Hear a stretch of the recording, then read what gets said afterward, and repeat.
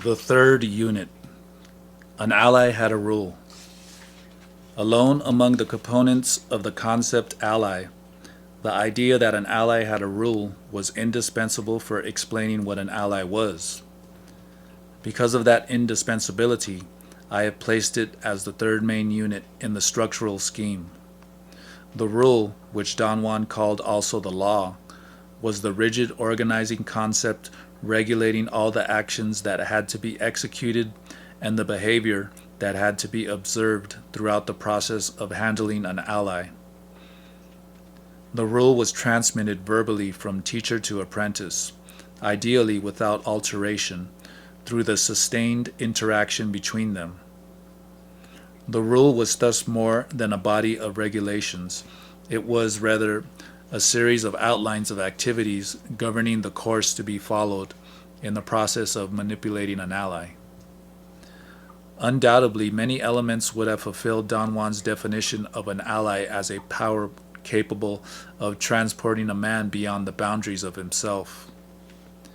Anyone accepting that definition could reasonably have conceived that anything possessing such a capability would be an ally, and logically, even bodily conditions produced by hunger, fatigue, illness, and the like could have served as allies, for they might have possessed the capacity of transporting a man beyond the realm of ordinary reality. But the idea that an ally had a rule eliminated all these possibilities. An ally was a power that had a rule. All the other possibilities could not be considered as allies because they had no rule. As a concept, the rule comprehended the following ideas and their various components. 1. The rule was inflexible. 2. The rule was non-cumulative. 3. The rule was corroborated in ordinary reality. 4. The rule was corroborated in non-ordinary reality. And 5. The rule was corroborated by special consensus. The rule was inflexible. The outlines of activity forming the body of the rule were unavoidable steps that one had to follow in order to achieve the operational goal of the teachings. This compulsory quality of the rule was rendered in the idea that it was inflexible. The inflexibility of the rule was intimately related to the idea of efficacy. Dramatic exertion created an incessant battle for survival, and under those conditions only the most effective act that one could perform would ensure one's survival. As individualistic points of reference were not permitted, the rule prescribed the actions constituting the only alternative for survival. Thus, the rule had to be inflexible. It had to require a definite compliance to its dictum. Compliance with the rule, however, was not absolute. In the course of the teachings, I recorded one instance in which its inflexibility was canceled out. Don Juan explained that example of deviation as a special favor stemming from direct intervention of an ally. In this instance, owing to my unintentional error in handling the ally contained in Datura Inoxia, the rule had been breached. Don Juan extrapolated from the occurrence that an ally had the capacity to intervene directly and withhold the deleterious and usually fatal effect resulting from non-compliance with its rule. Such evidence of flexibility was thought to be always the product of a strong bond of affinity between the ally and its follower. The rule was non-cumulative. The assumption here was that all conceivable methods of manipulating an ally had already been used. Theoretically, the rule was non-cumulative. There was no possibility of augmenting it. The idea of the non-cumulative nature of the rule was also related to the concept of efficacy. Since the rule prescribed the only effective alternative for one's personal survival, any attempt to change it or to alter its course by innovation was considered to be not only superfluous act, but a deadly one. One had only the possibility of adding to one's personal knowledge of the rule, either under the teacher's guidance or under the special guidance of the ally itself. The latter was considered to be an instance of direct acquisition of knowledge, not an addition to the body of the rule. The rule was corroborated in ordinary reality. Corroboration of the rule meant the act of verifying it, the act of attesting to its validity by confirming it pragmatically in an experimental manner. Because the rule dealt with situations of ordinary and non-ordinary reality, its corroboration took place in both areas. The situations of ordinary reality with which the rule dealt were most often remarkably uncommon situations.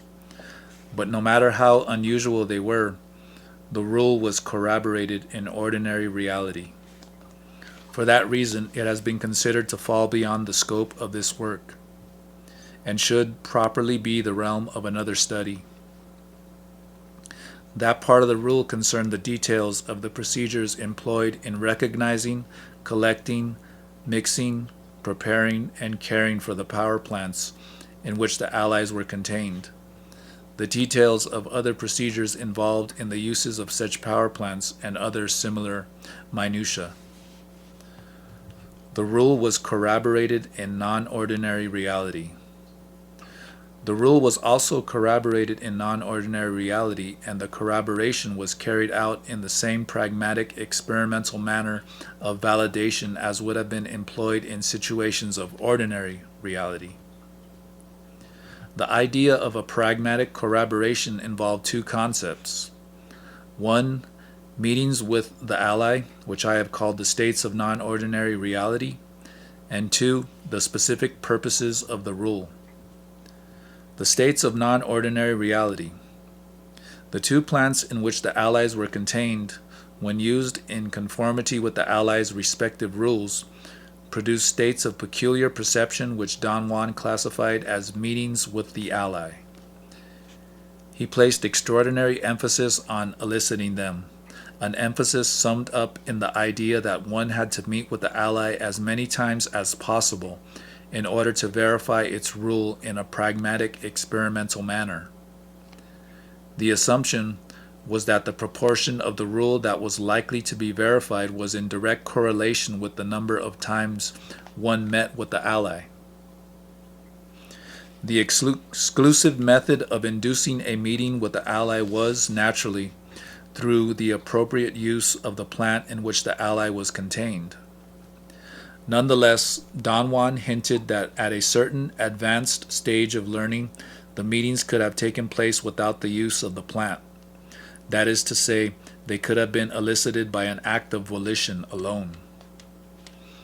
I have called the meetings with the allies states of non-ordinary reality. I chose the term non-ordinary reality because it conformed with Don Juan's assertion that such meetings took place in a continuum of reality, a reality that was only slightly different from the ordinary reality of everyday life. Consequently, non-ordinary reality had specific characteristics that could have been assessed in presumably equal terms by everyone.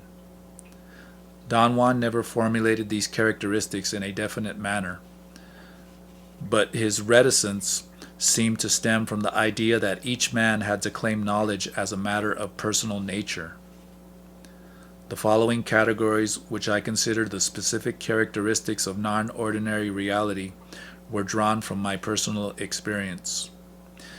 Yet, in spite of their seemingly idiosyncratic origin, they were reinforced and developed by Don Juan under the premises of his knowledge.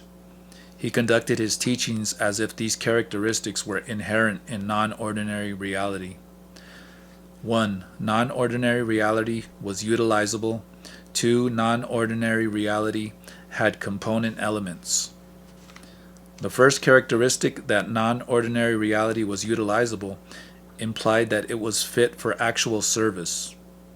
Don Juan explained time and time again that the encompassing concern of his knowledge was the pursuit of practical results, and that such a pursuit was pertinent in ordinary as well as in non-ordinary reality.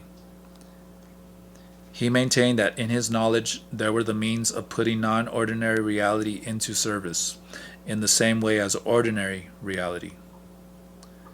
According to that assertion, the states induced by the Allies were elicited with the deliberate intention of being used. In this particular instance, Don Juan's rationale was that the meetings with the Allies were set up to learn their secrets, and this rationale served as a rigid guide to screen out other personalistic motives that one may have had for seeking the states of non-ordinary reality. The second characteristic of non-ordinary reality was that it had component elements. Those component elements were the items, the actions, and the events that one perceived, seemingly with one's senses, as being the content of a state of non-ordinary reality. The total picture of non-ordinary reality was made up of elements that appeared to possess qualities both of the elements of ordinary reality and of the components of an ordinary dream, although they were not on a par with either one. According to my personal judgment, the component elements of non-ordinary reality had three unique characteristics: 1, stability; 2, singularity; and 3, lack of ordinary consensus. These qualities made them stand on their own as discrete units possessing an unmistakable individuality. The component elements of non-ordinary reality had stability in the sense that they were constant. In this respect, they were similar to the component elements of ordinary reality, for they neither shifted nor disappeared, as would the component elements of ordinary dreams. It seemed as if every detail that made up a component element of non-ordinary reality had a concreteness of its own, a concreteness I perceived as being extraordinarily stable. The stability was so pronounced that it allowed me to establish the criterion that in non-ordinary reality one always possessed the capacity to come to a halt in order to examine any of the component elements for what appeared to be an indefinite length of time.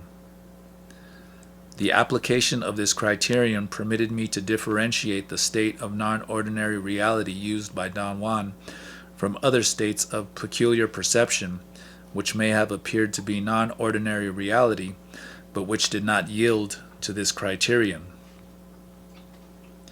The second exclusive characteristic of the component elements of non-ordinary reality, their singularity, meant that every detail of the component elements was a single individual item. It seemed as if each detail was isolated from others, or as if details appeared one at a time. The singularity of the component elements seemed further to create a unique necessity, which may have been common to everybody: the imperative need, the urge, to amalgamate all isolated details into a real scene, a total composite. Don Juan was obviously aware of that need and used it on every possible occasion. The third unique characteristic of the component elements, and the most dramatic of all, was their lack of ordinary consensus. One perceived the component elements while being in a state of complete solitude, which was more like the aloneness of a man witnessing by himself an unfamiliar scene in ordinary reality than like the solitude of dreaming. As the stability of the component elements of non-ordinary reality enabled one to stop and examine any one of them for what appeared to be an indefinite length of time, it seemed almost as if they were elements of everyday life. However, the difference between the component elements of the two states of reality was their capacity for ordinary consensus. By ordinary consensus, I mean the tacit or the implicit agreement on the component elements of everyday life which fellow men give to one another in various ways. For the component elements of non-ordinary reality, ordinary consensus was unattainable. In this respect, non-ordinary reality was closer to a state of dreaming than to ordinary reality. And yet, because of their unique characteristics of stability and singularity, the component elements of non-ordinary reality had a compelling quality of realness which seemed to foster the necessity of validating their existence in terms of consensus. The specific purpose of the rule. The other component of the concept that the rule was verified in non-ordinary reality was the idea that the rule had a specific purpose. The purpose was the achievement by using an ally of a utilitarian goal. In the context of Don Juan's teachings, it was assumed that the rule was learned by corroborating it in ordinary and non-ordinary reality. The decisive facet of the teachings was, however, corroboration of the rule in the states of non-ordinary reality. And what was corroborated in the actions and elements perceived in non-ordinary reality was the specific purpose of the rule. That specific purpose dealt with the ally's power, that is, with the manipulation of an ally first as a vehicle and then as a helper. But Don Juan always treated each instance of the specific purpose of the rule as a single unit implicitly covering these two areas. Because the specific purpose referred to the manipulation of the ally's power, it had an inseparable sequel, the manipulatory techniques. The manipulatory techniques were the actual procedures, the actual operations, undertaken in each instance involving the manipulation of an ally's power. The idea that an ally was manipulatable warranted its usefulness in the achievement of pragmatic goals, and the manipulatory techniques were the procedures that supposedly rendered the ally usable. Specific purpose and manipulatory techniques formed a single unit which a sorcerer had to know exactly in order to command his ally with efficacy. Don Juan's teachings included the following specific purposes of the two allies' rules. I have arranged them here in the same order in which he presented them to me. The first specific purpose that was verified in non-ordinary reality was testing what the ally contained in Datura Inoxia. The manipulatory technique was ingesting a potion made with a section of the root of the Datura plant. Ingesting that potion produced a shallow state of non-ordinary reality, which Don Juan used for testing me in order to determine whether or not, as a prospective apprentice, I had affinity with the ally contained in the plant. The potion was supposed to produce either a sensation of unspecified physical well-being or a feeling of great discomfort, effects that Don Juan judged to be respectively a sign of affinity or the lack of it. The second specific purpose was divination. It was also part of the rule of the ally contained in Datura Inoxia. Don Juan considered divination to be a form of specialized movement, on the assumption that a sorcerer was transported by the ally to a particular compartment of non-ordinary reality where he was capable of divining events that were otherwise unknown to him. The manipulatory technique of the second specific purpose was a process of ingestion absorption. A potion made with the Datura root was ingested, and an unguent made with Datura seeds was rubbed on the temporal and frontal areas of the head. I have used the term ingestion absorption because ingestion might have been aided by skin absorption in producing a state of non-ordinary reality, or skin absorption might have been aided by ingestion. This manipulatory technique required the utilization of other elements besides the Datura plant. In this instance, 2 lizards. They were supposed to serve the sorcerer as instruments of movement, meaning here the peculiar perception of being in a particular realm in which one was capable of hearing a lizard talk and then of visualizing whatever it had said. Don Juan explained such phenomena as the lizards answering the questions that had been posed for divination. The third specific purpose of the rule of the ally contained in the Datura plants dealt with another specialized form of movement, bodily flight.